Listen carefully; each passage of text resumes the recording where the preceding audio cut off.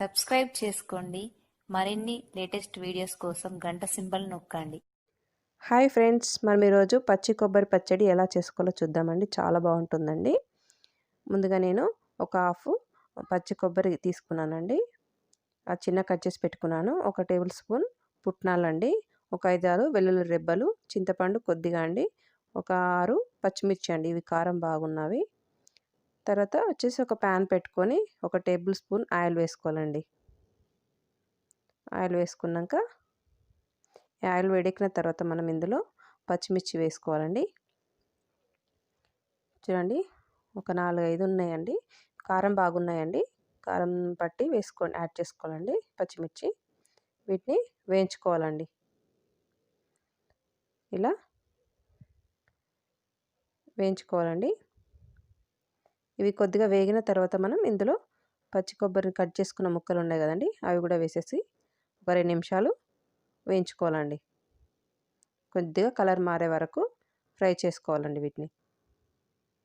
ఇలా మీడియం ఫ్లేమ్లో పెట్టుకొని మనం ఫ్రై చేసుకోవాలండి, హైలో పెట్టుకోవద్దండి. ఈ విధంగా కొద్దిగా కలర్ మారే వరకు ఫ్రై చేసుకోవాలండి. చూడండి, ఇలా వేయించుకుంటే సరిపోతుందండి. వీటిని స్టవ్ ఆఫ్ చేసుకొని మనం చల్లారనిద్దాం.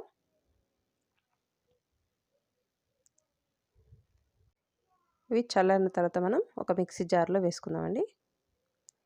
చూడండి, ఇప్పుడు ఇవి చల్లారిన తర్వాత మిక్సీ జార్లోకి వేసేసుకుందాం. చల్లారిన తర్వాతనే మిక్సీ పట్టుకోవాలండి.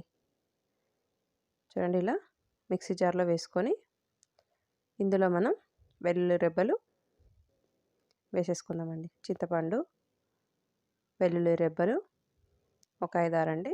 పొట్టు తీసుకొని వేసుకోవచ్చండి, పొట్టు తీసుకోకుండా బాగానే ఉంటాయండి. తర్వాత పుట్నాలు, 1 టేబుల్ స్పూన్ పుట్నాలు, ఒక చిటికెడు జీలకర్ర కూడా యాడ్ చేసుకోవచ్చండి. ఒక చిటికెడు జీలకర్ర. నెక్స్ట్ వచ్చేసి సాల్ట్ అండి, టేస్ట్ తగ్గట్టు సాల్ట్ కూడా యాడ్ చేసుకోవచ్చండి. ఇప్పుడు మనం దీన్ని మెత్తగా మిక్సీ పట్టుకుందామండి. చూడండి, ఇలా మిక్సీ పట్టుకోవాలండి.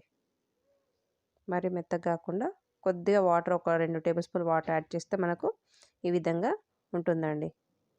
ఇప్పుడు మనం పోపు పెట్టేసుకుందామండి. ఒక కడాయి పెట్టుకొని ఒక 2 టేబుల్ స్పూన్ల ఆయిల్ వేసేసుకొని పోపు పెట్టేసుకుందామండి. ఇందులో మినపప్పు, శనగపప్పు, పోపు దినుసులు కూడా వేసుకోవాలండి. 1 స్పూన్ మినపప్పు, 1 స్పూన్ శనగపప్పు అండి, 1/2 స్పూన్ జీలకర్ర, ఆవాలండి. ఈ విధంగా వేసుకొని వీటిని మంచిగా ఫ్రై చేసుకోవాలండి. మంచిగా ఫ్రై అయిన తర్వాతే మనం ఒక 2 ఎండుమిర్చి వేసుకోవాలండి, ఒక కరివేపాకు రెమ్మ వేసి ఫ్రై చేసుకోవాలండి. ఈ ఫ్రై అయిన తర్వాత స్టవ్ ఆఫ్ చేసుకోవాలండి. కొద్దిగా పసుపు కూడా యాడ్ చేసుకోవాలండి. ఇష్టం లేని వాళ్ళు యాడ్ చేసుకోకుండా ఏం కాదండి.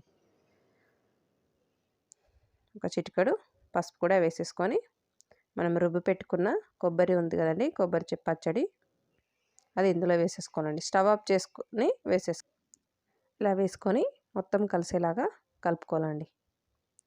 ఈ విధంగా దీన్ని మొత్తం కలిసేలాగా కలుపుకోవాలి.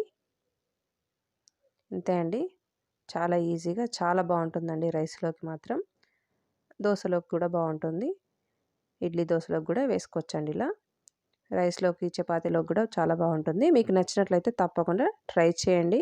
లైక్ చేయండి, షేర్ చేయండి, సబ్స్క్రైబ్ చేయడం మాత్రం మర్చిపోకండి.